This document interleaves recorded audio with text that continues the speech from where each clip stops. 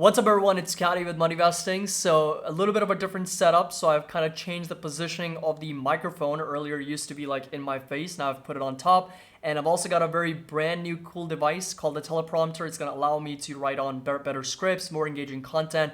So very excited for that moving forward. But in this video, I wanted to talk a little bit about the banking crisis. And it only seems to be getting worse day by day. And Bill Ackman also tweeted about that 6 hours ago. Pretty lengthy tweet, which I want to break down in this video as well. And Jerome Powell, some specific comments from JP as well, which were related to the banking crisis as well. So hope you guys enjoyed this video and find it helpful. If you do, make sure that you drop a like. Don't forget to subscribe to the channel. If you're just joining us for the first time, the link to our Discord and Patreon is going to be down below if you're interested in joining, and of course getting access to all the alerts, binds alerts, options alerts, trade ideas. Everything's going to be included, as well as the private live streams that we're doing 3 days a week. So Monday, Wednesday, Friday, we're doing those live streams for all the members.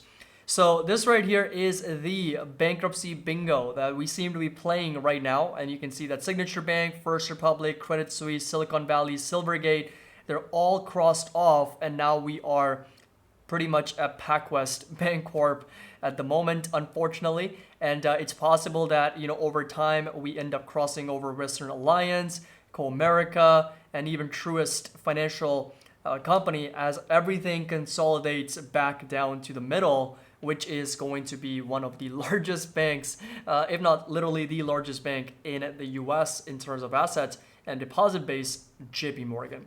So we're going to talk about them later in the video as well. But this right here is the regional bank stock slide. The shares of PacWest and regional peers pretty much selling off after hours. And you can see, they're down anywhere between 10, 20 to as much as 40 to 50%. PacWest kind of leading the way.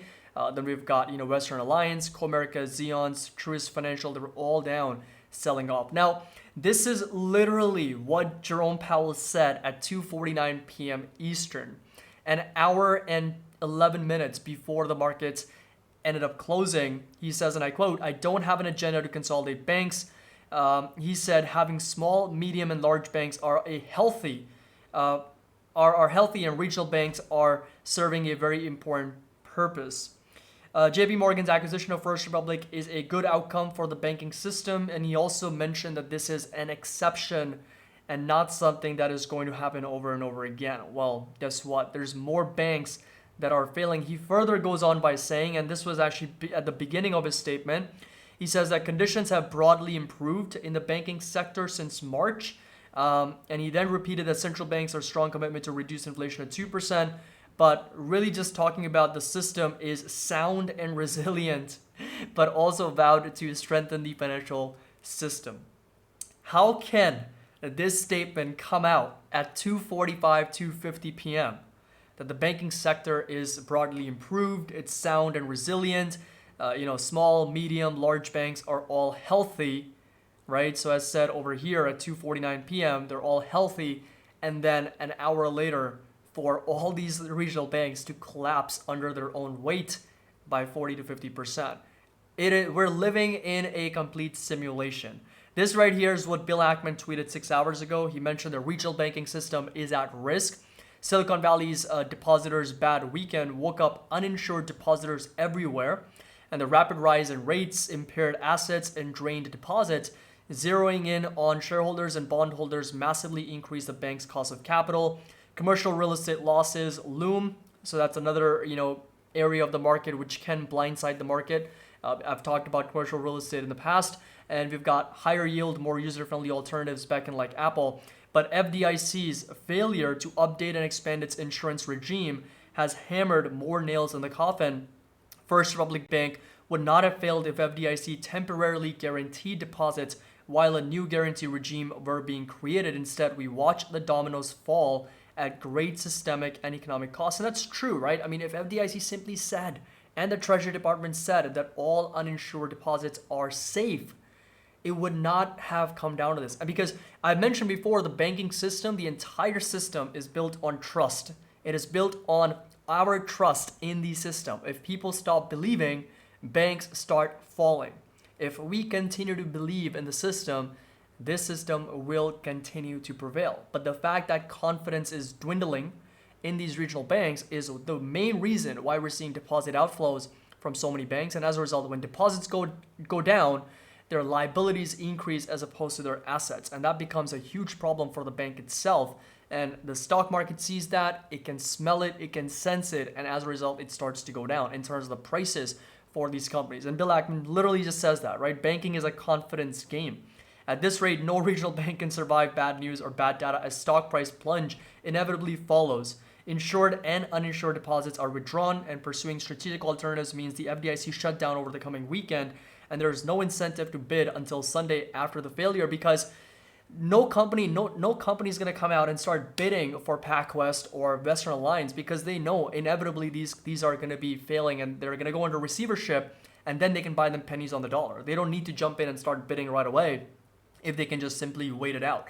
So GSIBs have an unfair competitive advantage, and as too big to fail means only their uninsured deposits can sleep soundly until the playing field is leveled and the regional banks are at grave risk. Now, that's one of the reasons why I was so motivated to buy XLF and FAS. I've actually traded that in the past. We've made some nice profits.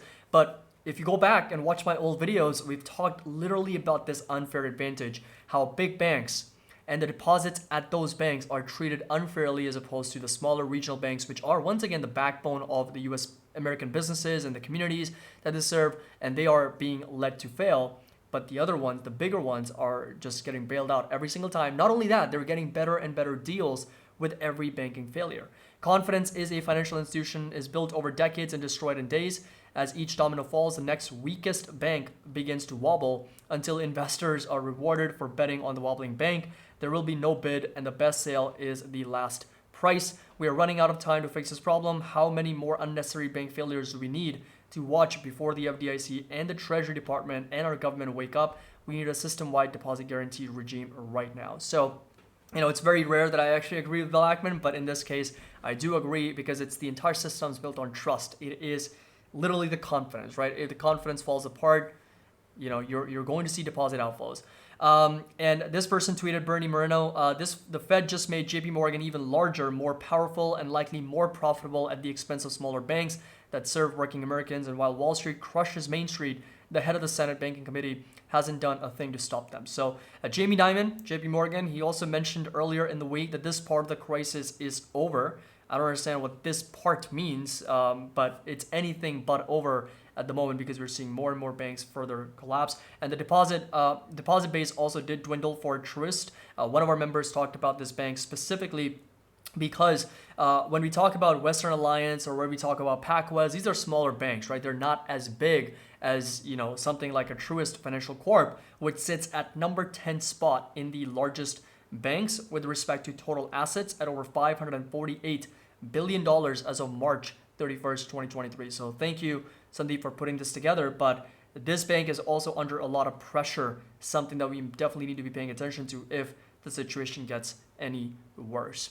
So let me know your thoughts down in the comment section below. What do you think with everything that's going on? And JP Morgan, of course, sitting at the top of the mountain at $3.7 trillion in assets at the moment, followed by BofA, Citigroup, and Wells Fargo. Of course, those are the big four. And of course, we got some other investment banks, Goldman Sachs, Morgan Stanley. Those are the six I would consider to be the largest in their business for their respective areas. So that's where we are. Let me know in the comment section down below. What do you think about the entire state of the financial industry? But as always, if you enjoyed this video, found it helpful, make sure that you drop a like. Don't forget to subscribe to the channel if you're just joining us for the first time. Link to our Discord and Patreon down below. As always, happy investing. I'll see you all in the next video.